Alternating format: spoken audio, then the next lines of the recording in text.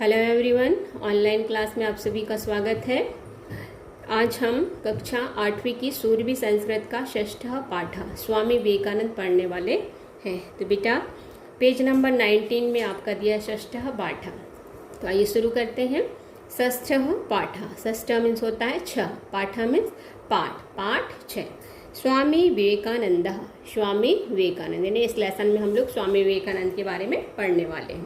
तो पहले मैं आपको लेसन रीड करूंगी, उसके बाद में इसका अनुवाद करना बताऊंगी। तो आइए शुरू करते हैं। बहुजन हिताय बहुजन सुखाय एतस्मिन् कार्ये संलग्नस्य स्वामी विवेकानन्दस्य बाल्यकालस्य नाम नरेन्द्रनाथः आसीत्। तस्य जन्म जनवरी मासस्य 12 दिनांके 1863 ख्रीस्ताब्दे यानी 12 जनवरी 1863 कोलकाता नगरे अभवत्। तस्य मातु नाम भुवनेश्वरी देवी आसीत्। तस्य पिता विश्वनाथ दत्तः लब्धप्रतिष्ठः अभिभाषकः आसीत्। नरेन्द्रनाथः बाल्यकालादेव संस्कृतानुरागी कुशाग्रबुद्धि मल्लविद्यादिषु क्रीडासु पारंगतः धार्मिक चार्षित। ठीक है, अब इसका अनुवाद देखेंगे। बहुजन हिताय यानी बहुजन हित के लिए, बहुजन सुखाय यानी बहुजन सुख के लिए, या बोल सकते हैं बहुत लोगों के हित के लिए या बहुतों के सुख के लिए। क्लियर? तो बहुजन हित के लिए, बहुजन सुख के लिए। इतस्मिन्, इतस्मिन् मीन्स होता है इस कार्य, कार्य इस कार्य में, संलग्नस्य लगे हुए, स्वामी विवेकानंदस्य स्वामी विवेकानंद के, बाल्यकाल से यानी बचपन का, नाम मीन्स नाम, नरेंद्रनाथ नरेंद्रनाथ आसित मीन्स होता है था। बहुजन हित के लिए, बहुजन सुख के लिए इस कार्य में लगे हुए स्वामी विवेकानंद के बचपन का नाम नरेंद्रनाथ था।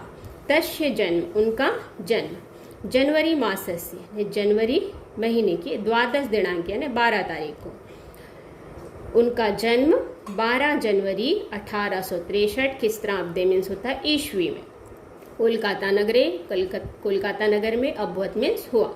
उनका जन्म 12 जनवरी 1863 ईस्वी में कोलकाता नगर में हुआ। क्लियर? तस्य मातु नाम भुवनेश्वरी देवी आसीत्। तस्य मीन्स उनकी, मातु मीन्स माता का नाम, भुवनेश्वरी देवी आसीत् मीन्स था, उनकी माता का नाम भुवनेश्वरी देवी था। तस्य पिता विश्वनाथ दत्तः, उनके पिता विश्वनाथ दत्त लब्ध प्रतिष्ठा यानी यानी ख्याति प्राप्त वकील, अभिभाषक मीन्स होता है वकील, प्रसिद्ध वकील भी बोल सकते हैं, आसित में थे। उनके पिता विश्वनाथ दत्त ख्याति प्राप्त वकील थे। नरेंद्रनाथ बाल्यकालादेव, नरेंद्रनाथ बचपन से ही संस्कृतानुरागी यानी संस्कृत प्रेमी, कुशाग्र बुद्धि, मल्ल विद्यादिषु यानी कुश्ती आदि, क्रीडासु खेलों में, पारंगत धार्मिक आशित और धार्मिक थे। फिर से देख लीजिए।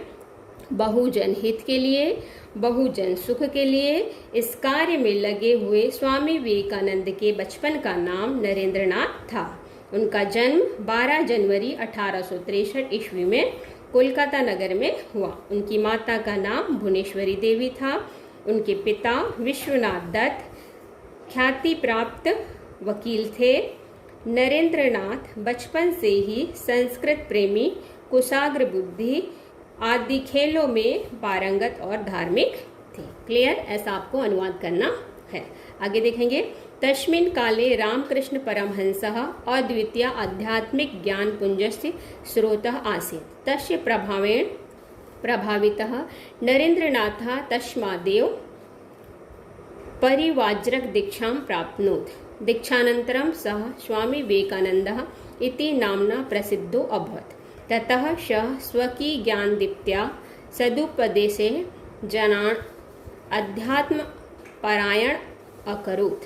तस्यावधारणा आसीत् यत् प्रेम्णा सत्येन पराक्रमेण च कार्याणि सिद्ध्यन्ति। तत्कुरु पौरुषम् आत्मभावस्य विकासः एव कर्म, अनात्मभावस्य विकासः एव अकर्म, दौर्बल्येन किमपि न भवति, अतः सबलो भाव। हिंदी देखेंगे। तस्मिन काल यानी उस समय, रामकृष्ण परमहंस अद्वितीय आध्यात्मिक ज्ञान पुंज के स्रोत थे। ठीक है, यहाँ से इसको अलग अलग कर देंगे, अद्वितीय आध्यात्मिक ज्ञान पुंज। क्लियर। उस समय रामकृष्ण परमहंस अद्वितीय आध्यात्मिक ज्ञान पुंज के स्रोत थे। तस्य प्रभावेण, उनके प्रभाव से, प्रभावितः में प्रभावित होकर, नरेंद्रनाथ ने, तस्मादे उनसे ही, परिवार्जक दीक्षा मैंने होता है संन्यास की दीक्षा प्राप्त की। उनके प्रभाव से प्रभावित होकर नरेंद्रनाथ ने उनसे ही संन्यास की दीक्षा प्राप्त की। दीक्षानंतरम, दीक्षा के बाद, वे स्वामी विवेकानंद यानी स्वामी विवेकानंद इति नामना प्रसिद्धो अभवत, इस नाम से प्रसिद्ध हुए।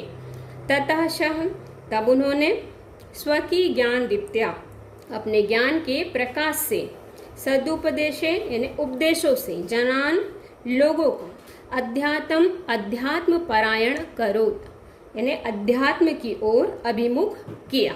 ठीक है, तब उन्होंने अपने ज्ञान के प्रकाश से लोगों को अध्यात्म की ओर अभिमुख किया।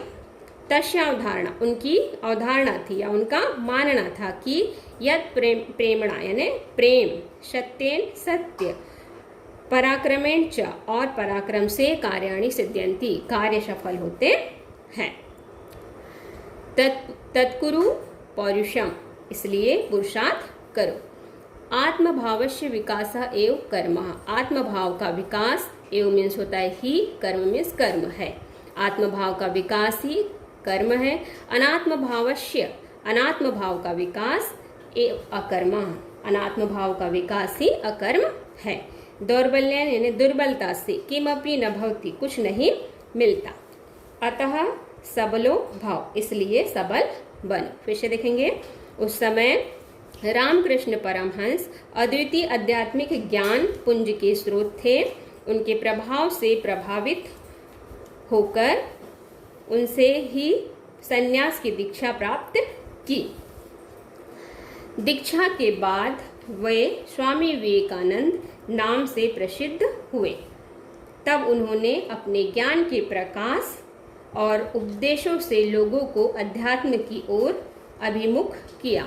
उनकी अवधारणा थी कि प्रेम, सत्य और पराक्रम से कार्य सफल होते हैं, इसलिए पुरुषार्थ करो। आत्मभाव का विकास ही कर्म है, अनात्म भाव का विकास ही अकर्म है। दुर्बलता से कुछ नहीं मिलता, इसलिए सबल बनो। क्लियर। आगे देखेंगे, जीवन इस्यार्थ उन्नते तात्पर्य हृदय ईश्योदार्यमस्ति। परोपकारः एव जीवन गति, स्वार्थ भाव एव मृत्यु, प्रेम भाव एव जीवनम, द्वेष भाव एव मृत्यु, प्रेम भाव एव भक्ति, ज्ञानम मुक्ति चार्षित। प्रेम विना नेदम यदि मुपास्ते। हिंदी देखेंगे, जीवन इस्यार्थ है यानी जीवन का अर्थ, उन्नतिर्स्ति यानी जीवन का अर्थ उन्नति है, जीवन का अर्थ उन्नति है। उन्नति तात्पर्य, उन्नति से तात्पर्य हृदय की उदारता है, हृदय की उदारता है। परोपकार एवं जीवन गति, परोपकार ही जीवन की गति है। स्वार्थ भाव एवं मृत्यु, स्वार्थ भाव ही मृत्यु है। प्रेम भाव ही जीवनम, प्रेम भाव ही जीवन है। द्वेष भाव एवं मृत्यु, द्वेष भाव ही मृत्यु है। प्रेम भाव एवं भक्ति, प्रेम भाव ही भक्ति, ज्ञान, मुक्ति चार्षित और मुक्ति है। प्रेम के बिना वेदों की उपासना नहीं होती। फिर से देख लीजिए, जीवन का अर्थ उन्नति है, उन्नति से तात्पर्य हृदय की उदारता है। परोपकार ही जीवन की गति है। स्वार्थ भाव ही मृत्यु है। प्रेम भाव ही जीवन है। द्वेष भाव ही मृत्यु है। प्रेम भाव ही भक्ति, ज्ञान और मुक्ति है। प्रेम के बिना वेदों की उपासना नहीं होती। आगे देखेंगे, सर्वदा दरिद्र नारायणो सेवित्व्यः यतो हि बुभिक्षितः दीनः उपेक्षितः दिव्यांग जनः दुर्बलः एव साक्षादीश्वरः अतः एतेषाम् उपासना एव ईश्वरस्य आराधना अस्ति। ठीक है। अब सर्वथा दरिद्र नारायणो सेवित्व्यः, सर्वथा मीन्स हमेशा, दरिद्र नारायण गरीबों की, सेवित्व्यः यानी सहायता करनी चाहिए, हमेशा गरीबों की सहायता करनी चाहिए। यथो ही यानी बुभिक्षिता, भूखे को भोजन, दीन उपेक्षिता यानी गरीब उपेक्षित, दिव्यांगजन यानी विकलांग, जना मीन्स मनुष्य, दुर्बल दुर्बल, एव ही साक्षात ईश्वर, साक्षात ईश्वर है। अतः मीन्स होता इसलिए, एतेषाम उपासना, इसलिए इनकी उपासना ही ईश्वर की आराधना है। हमेशा गरीबों की सहायता करनी चाहिए, भूखे को भोजन, गरीब उपेक्षित, विकलांग मनुष्य, दुर्बल ही साक्षात ईश्वर है, इसलिए इनकी उपासना ही ईश्वर की आराधना है। क्लियर? चारित्र बलम धार्यत, अन्येनैव सर्वत्र विजयो भविष्यति, दाता भव, प्रतिग्रहणस्य कामना मा कुरु, वसंत लोकहितं चरत, परोपकारः परम पवित्रम कार्यमस्ति, परोपकारेण चित्तम शुद्ध्यति, अनन्यो ईश्वर प्राप्ति संभव। हिंदी देखेंगे। चारित्र बलम धार्यत, चरित्र बल धारण करो, अनन्य इसी से, सर्वत्र यानी सभी जगह या चारों ओर, विजयो भविष्यति विजय होती है। चरित्र बल धारण करो, इसी से चारों ओर विजय होती है। दाता भाव यानी दानी बनो, प्रतिग्रहण से दान के बदले ग्रहण करने की, कामना मीन्स कामना, माँ कुरु मत करो, दान के बदले ग्रहण करने की कामना मत करो। वसंत व लोकहितम, वसंत ऋतु के समान लोकहित करो। परोपकार परम पवित्रम कार्यमस्ति, परोपकार परम पवित्र कार्य है। परोपकारेण, परोपकार से, चित्तम मीन्स मन, शुद्ध्यति शुद्ध होता है। अनन्य इसी से ईश्वर प्राप्ति संभव, ईश्वर की प्राप्ति संभव है। इसे देख लीजिए। चरित्र बल धारण करो, इसी से चारों ओर विजय होती है। दानी बनो, दान के बदले ग्रहण करने की कामना मत करो। वसंत ऋतु के समान लोकहित करो। परोपकार परम पवित्र कार्य है, परोपकार से मन शुद्ध होता है, इसी से ईश्वर की प्राप्ति संभव है। आगे देखेंगे। शह वेदांत प्रचाराय स्वकीय खिलम जीवनम समर्पयाम्यास, तेन हिंदू धर्म संस्कृतिश प्रसारिते, सह न केवलम परिवाज्रकः अपितु परोपकारी दाता लोकसेवकः महान देशभक्तश्च चासीत्। शिकागो नगरे विश्व धर्म सम्मेलने सह भारतस्य प्रतिनिधि अभवत्। देश विदेशेषु तस्य बहवः शिष्याः अभवन्। आंग्लदेशीय कुमारी नोबल या अनंतरम भगिनी निवेदिता इति नाम्ना प्रसिद्धा तस्य प्रिय शिष्या अभवत्। इसका हिंदी देख लेते हैं पहले। श वेदांत प्रचाराय यानी उन्होंने वेदांत के प्रचार के लिए स्वकीय अखिलम अपना पूरा, जीवनम यानी जीवन, समर्पयामास यानी समर्पित कर दिया। उन्होंने वेदांत के प्रचार के लिए अपना संपूर्ण जीवन समर्पित कर दिया। तेन हिंदू धर्म, उन्होंने हिंदू धर्म, संस्कृतिश और संस्कृति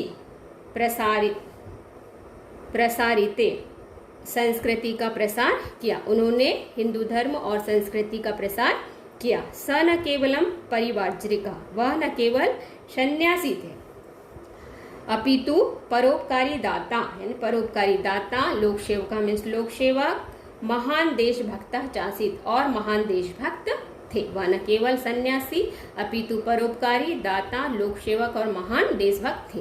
शिकागो नगरे विश्व धर्म सम्मेलन यानी शिकागो नगर के विश्व धर्म सम्मेलन में सह भारत से प्रतिनिधि अभवत्,